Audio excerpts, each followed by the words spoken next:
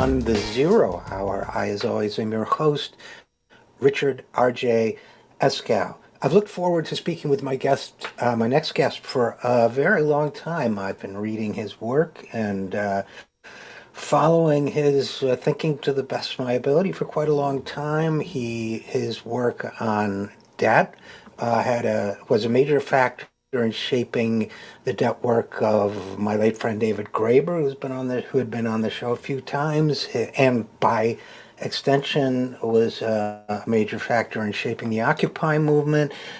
He is I should say, president of the Institute for the Study of Long-Term Economic Trends, ISLET. He is a Wall Street financial analyst, a distinguished research professor of economics at the University of Missouri, Kansas City, where I have friends. And he's the author of a number of books. He has just released a third edition of a book that he first wrote in the late 60s and has been influential ever since, entitled Super Imperialism, the Economic Strategy of American Empire. And he joins us now. So first of all, Michael Hudson, welcome to the program. It's good to be here. Thanks for inviting me.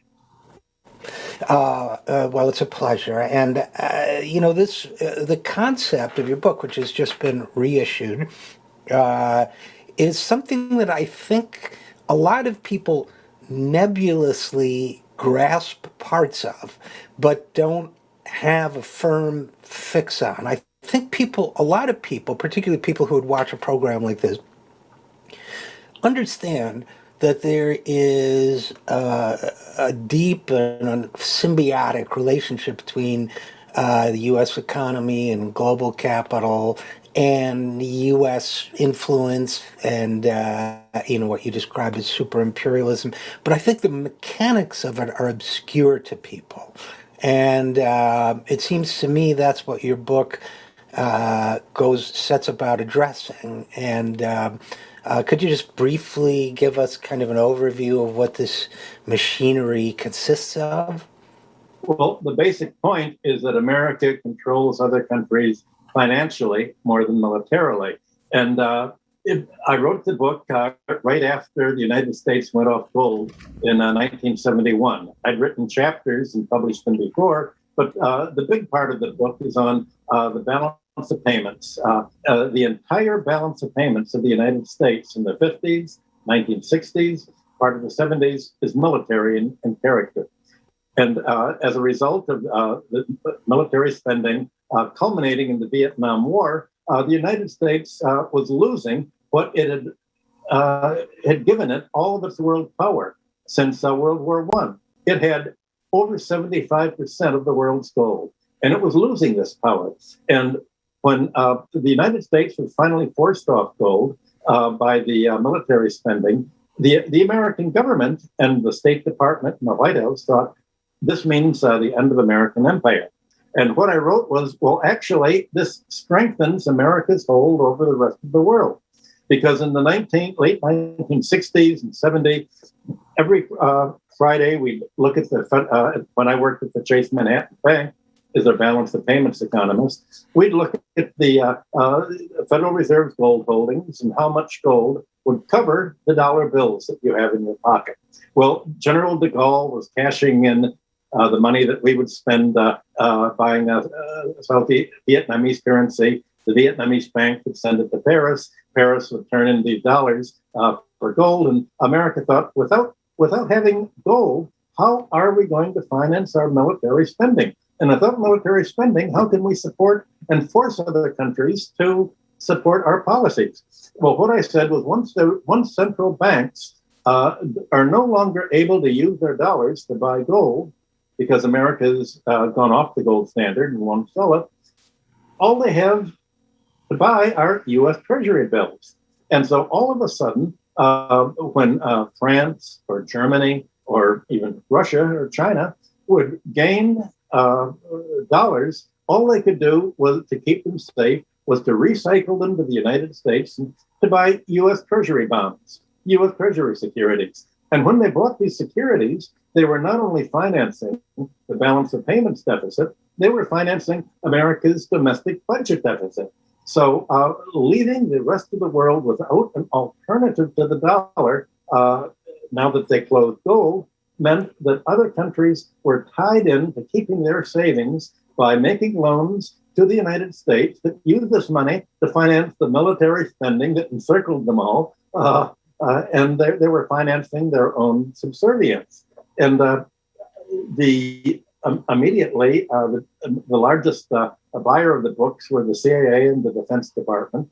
I was hired by Herman Kahn at the Hudson Institute to go down to the White House and to explain to them how this was working. They didn't really intend to create an exploitative system, but they said, we're getting a free lunch from the rest of the world.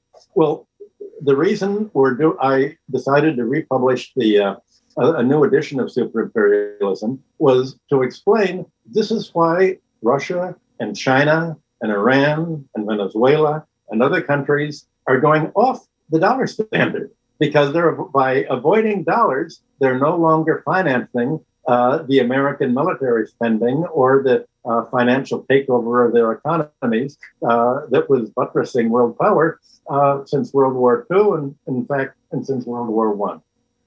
And Michael Hudson, I've wrestled with this question in my own mind a lot, because you hear people use the rhetoric that the American empire, that we are an imperial force in the world, and it seems what it seems like is that it's it is real, but it is an inversion of what people normally think of as a traditional empire, right? Because a traditional empire, you think someone goes Portuguese, British, somebody goes in France with force into Africa or other parts of the world, impose themselves by force, and extract the wealth. It almost seems now like we've inverted it, that we had up until recently by being, in effect, the safest place for people to put their money once gold went away, that we were extracting the wealth and using it to build up military power instead of the other way around. Do you get what I'm driving at? Yes, well, actually, America only uses old colonial force in maybe 40 or 50 countries. Honduras, Latin America, Africa. It's probably only overthrown 40 governments. Right. Okay. Right. Fair point. That doesn't count, of course, the CIA assassination programs and the Ukraine giving $5 billion worth of cookies to reinstall a neo-Nazi regime in Ukraine. But the biggest, who's America really going to exploit? Colonialism exploited less developed countries. England and Europe exploited Africa, Latin America. The genius of the American imperialism is it exploits the most developed countries, the industrial countries. It exploits mainly Europe, and it exploited Russia under Yeltsin when it essentially sent the neoliberals in there, and it would like to exploit China, and do to China what it did to Russia, the neoliberal exploitation. But the way you exploit developed countries, you're not going to have. You're right. You're not going to have a military invasion of Europe. All you have to do is assassinate the leaders as they did in Greece, kill the communists as they did in Italy, and finance pro-Americans and the labor parties and the social democratic parties, and make them essentially arms of the State Department.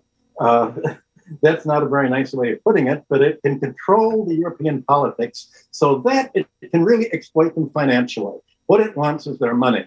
It doesn't want the raw materials from Europe. It doesn't even want their industry primarily. It wants the money that they can make by working in other countries. And it wants to prevent Europe from having its own currency to make an alternative to the dollar. And it's true that the Europeans do have the euro, but they can only create a few extra euros because they've written their constitution that you can't run a budget deficit of more than 3% of your GDP. Well, of course, that imposes austerity.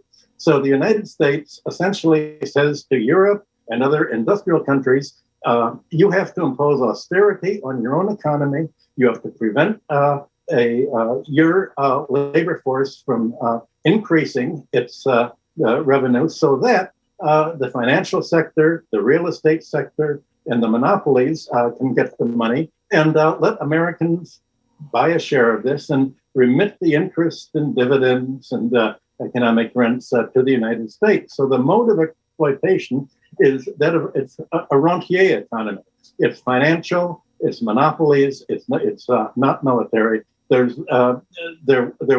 the use of military force after World War II, but Europe is now so complacent that it's willing not to grow and to essentially to impose a kind of class war against labor there, just as we've imposed here. And you saw that when Europe fought against Greece recently, right. 5 years ago, when it just bankrupted Greece with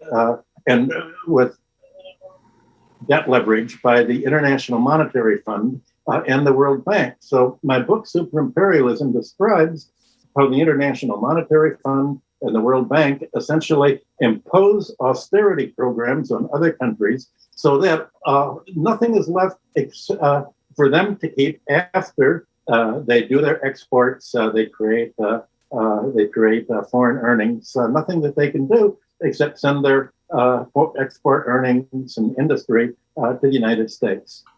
And Michael Hudson, I'm really glad you mentioned Greece. Because it seems to me the way this empire works, it's invisible in most cases to most people. But I can think of 3 examples offhand of, when its interests are threatened, it's willing to become quite visible. And I wanted to ask you about that. Greece is one example where, if I recall correctly, at one point the European Union actually stepped in with a troika of basically financially based interests and insisted that the Greek legislature get prior approval before passing any laws, which, if I recall that correctly, is an overt act of, you're basically vetoing democracy for a country based on your own power leverage. We did the same thing to Detroit, Michigan here in the United States, with appointing emergency managers to control their debt and everything. Am I off base with this line of thinking here? Yes. It's not the Troika that did it. The European governments had agreed that Greece owed 50 billion euros. Christine Lagarde of the IMF had a list of all of the tax avoidance that Greek billionaires had put into Switzerland. So they could have grabbed all of this. Europe had reached an agreement with Greece that it was going to say, okay, we're going to write down your debt, and we don't want to bankrupt you. We're going to let you go by. But then you had President Obama and his secretary lay down the line to Europe. And first of all, you had Tim Geithner, the bagman for Wall Street, the Secretary of Treasury, go there and say, you cannot write down the debts that Greece owed because the American Wall Street companies have written derivative guarantees so that if there's a debt write-down, the Wall Street banks will have, who made a bet that Greece will have to pay for anybody who loses money. And then President Obama went to Europe and said, look, we're going to, quite frankly, remove you from office. If you don't insist that Greece pays all the money, it's worth wrecking the Greece economy just so my clients, my largest campaign contributors, are on Wall Street. And I have to serve my campaign contributors, and you're not going to write down the debt one penny because our Wall Street would lose. So it was Wall Street that told Europe what to do. Don't imagine that vicious as the European bankers are, selfish and greedy as the German and French bankers are, they still were willing to do something to alleviate the bankruptcy of Greece and the basic impoverishment of it under the U.S. direction. And in my book, Killing the Host, I give all of the documentation on these trips. So the insistence on austerity abroad, that other countries must impose austerity to prevent essentially labor from getting the fruits of its productivity, and that the financial sector should get all of the benefits from productivity, specifically financial institutions controlled by the United States. So bad as Europe is, it's doing what America tells it to do. And, people on Wall Street, as you well know, love to talk about moral hazard when it comes to providing access to funds in certain ways to working people. But it seems that, when the crisis happened in Greece, I got a little curious about the underwriting of some of these loans. And I looked at them, and they were frankly poor quality. They were not the ones. There was no real due diligence. There was no. Greece has a problem with inability to collect the taxes that they didn't weigh in. There were other considerations they didn't make. It seemed like at some point they had a compliant Greek government that helped borrow money. It was not really thinking about working people's interests and so on. And yet the moral hazard stops here when it comes to, I didn't see anybody say, well, you guys were careless with these loans. You're going to have to take a major haircut on this, or, man, let the Greek people run their country. Isn't that a fair criticism of what's going on here? Sure. When Greece joined the European Union, there were certain financial preconditions of solvency.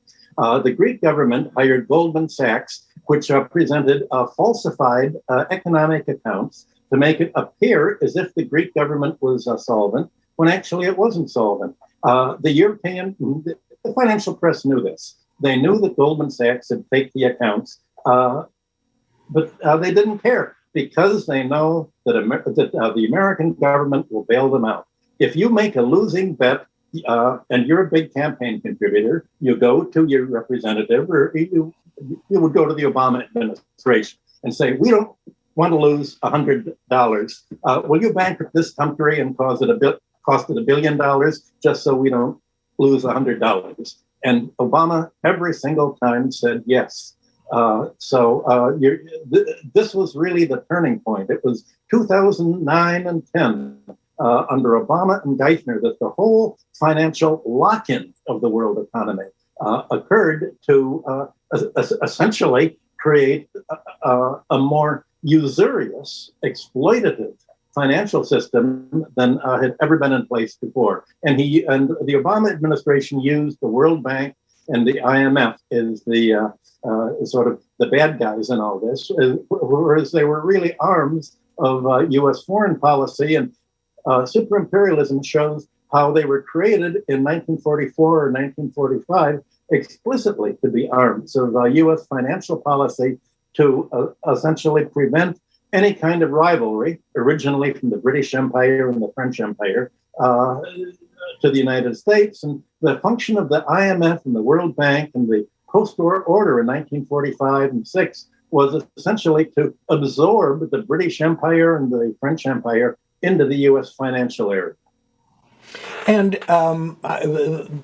before we go on to the next topic, Michael Hudson, I feel as if this kind of, first of all, you mentioned that it was exploitative, and I forget the other word you used, but it's also seems to me authoritarian, because if a government dares defy the economic order that's being imposed on it, could suffer the fate of Greece, and have its own elected officials overruled. And I think, although the topic of your book is foreign policy and imperialism in that sense, we've seen that in our own country. I mentioned Detroit, the most glaring example, Puerto Rico, which should have statehood, part of the United States, and Promesa, and the whole process there of saying, well, you guys owe too much money to Wall Street, so we're going to put together a junta of financial types and others. We're going to tell you what to do, and the hell with your democracy. Aren't they connected? Of course. I mean, you've just said what the connection is. What America wants is not direct. It doesn't need ownership of foreign property. It just needs the money that the property yields. So again, the mechanism is financial. It's much less direct than in the old Roman Empire, for instance. It's much more sophisticated, and more sophisticated than the British Empire, although very similar in spirit. The coins were better in the old Roman Empire, though. The early ones looked great. But Michael Hudson, here's, I've been looking forward to asking you this.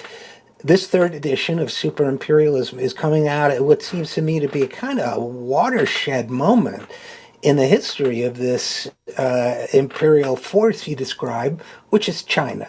And China has always been there, but China is growing. Economically, China is expanding its influence. And it seems to me we're seeing at the same time China making more open place, which, in a free world, why shouldn't it, if it wants to, making a more open place to be, whether it's to lend money to developing countries, whether it's to expand its own, Belt and Road initiatives or so on, and that it's being treated, it seems to me, by the United States as an existential threat of some kind, and which includes, irresponsible military escalation in the South China Sea and triggering a new arms race with China and economic measures as well. I sense inside the halls of empire you describe a certain feeling of undertone of panic. Am I off base? No, the existential threat is that of an economic system. And in August, a few months ago, George Soros gave a speech and saying that American companies like Wall Street firms like BlackRock should not invest in China because, he said, President Xi has announced that he wants a more equal society. And he said, this is not good for foreign investors. If you have a more equal society, that means we get to take less. So we should boycott them. We should isolate them. It's an existential threat. In August, Secretary of State Blinken came and said, the world faces a choice. It's either democracy or autocracy. Democracy is letting Wall Street and finance capital control governments and run them, become the central planners of the economy along financial lines. Autocracy is what China does, or any country that defends itself against foreign investors, against rentier interests, any country that does what Ecuador does and tries to sue Chevron for polluting the land with the oil spills, that's autocratic. And so you can choose autocracy or democracy. Well, basically, what he didn't say was that political democracy is not economic democracy. Political democracy in America is controlled by the campaign contributors, by the donor class. And the job of a politician is to deliver voters to the campaign contributors. And what China is trying to do, and what President Xi came out with also in August, was a long article explaining how the next phase of Chinese development is going to create greater equality within China and to fight inequality. And you can be millionaires, you can be, you're not going to be able to take control of the government. And President Putin recently also came out and said, this is really the turning point. This is the crisis of civilization.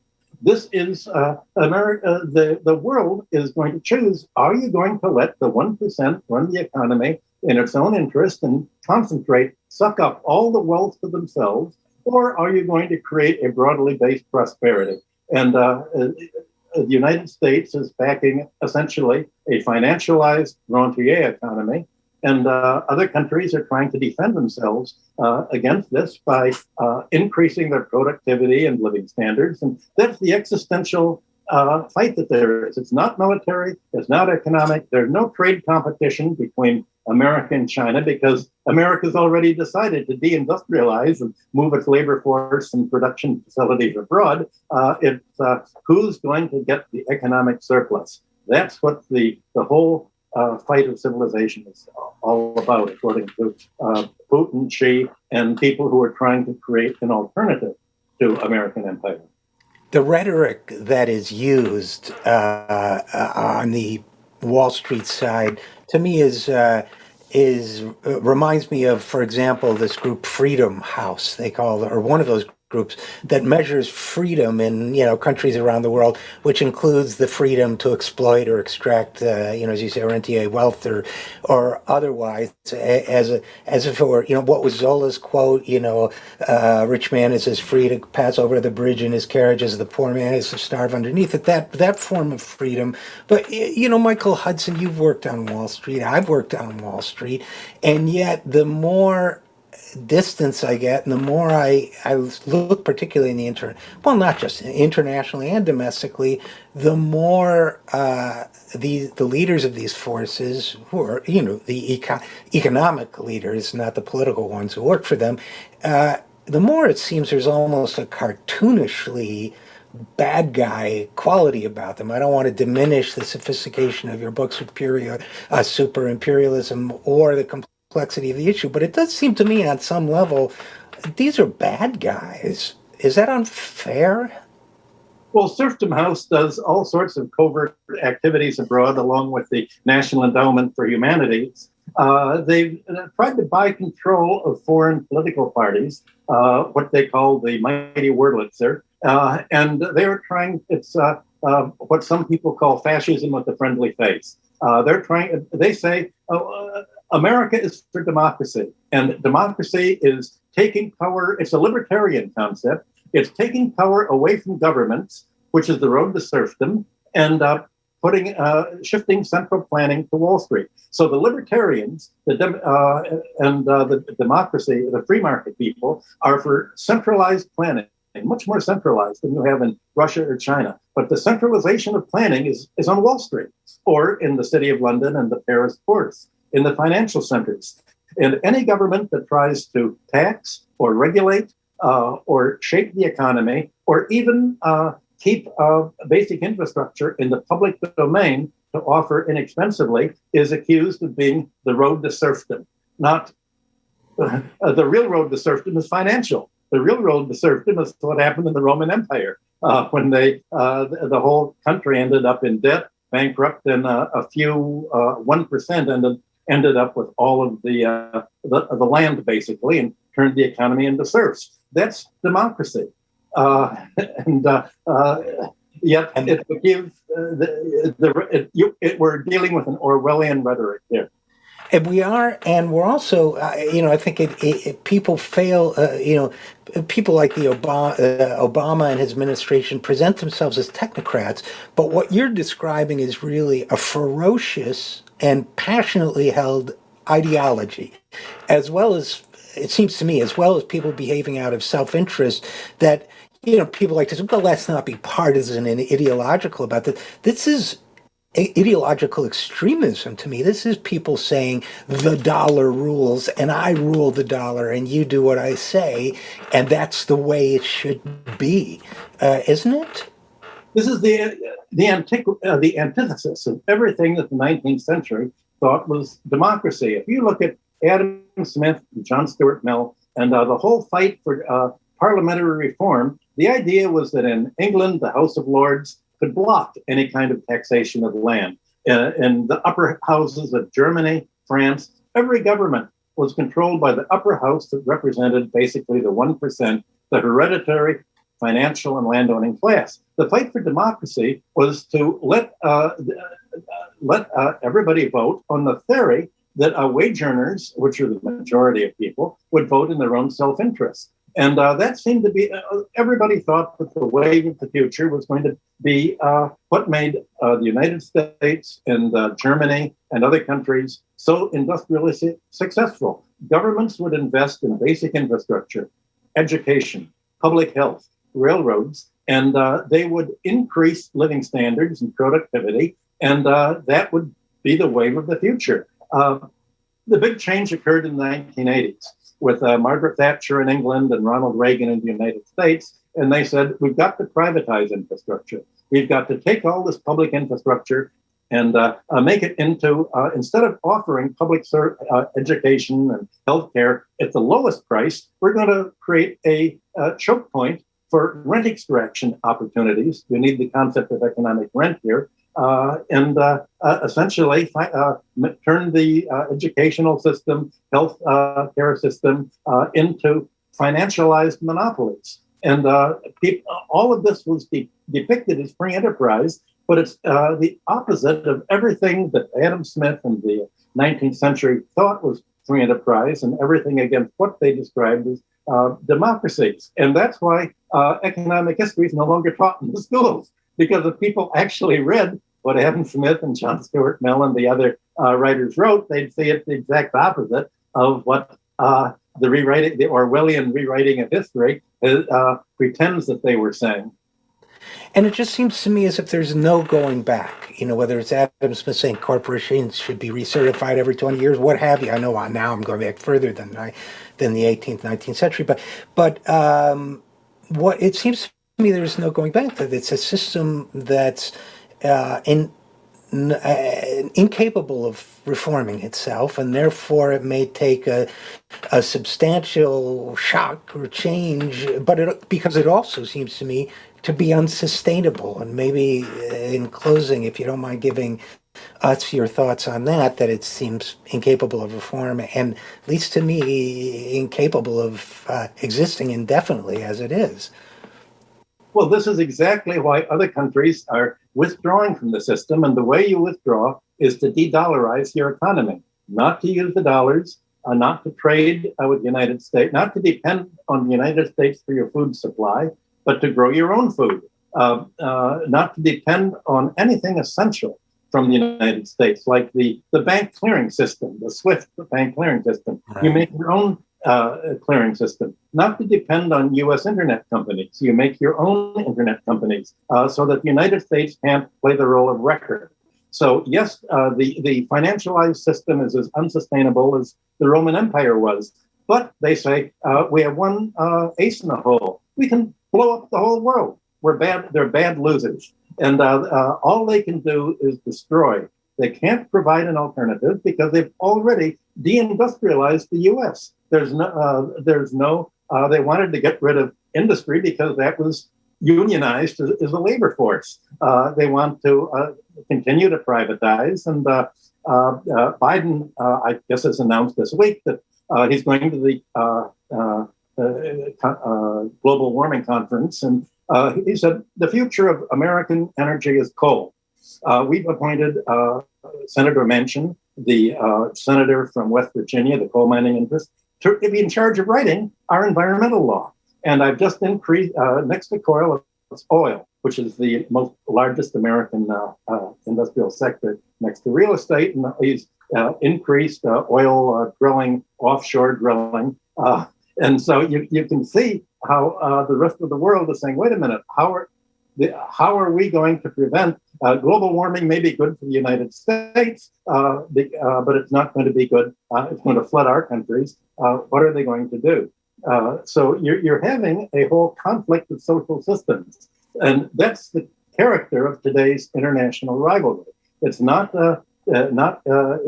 who's more productive industrially. It's who can carve out monopoly privileges or get rid of monopoly privileges. Will governments be able to prevent a rentier class, a financial class, from taking over the government, or can they resist this and make the government stronger than the financial class? That's the question that's dividing the whole world today.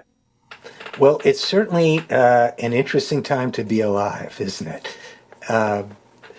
So, Michael Hudson, again, I encourage everyone to read the third edition of Super Imperialism, the economic strategy of American empire. And it seems to be in the nature of every empire that eventually it claims its own citizens as victims. So I know you have to go.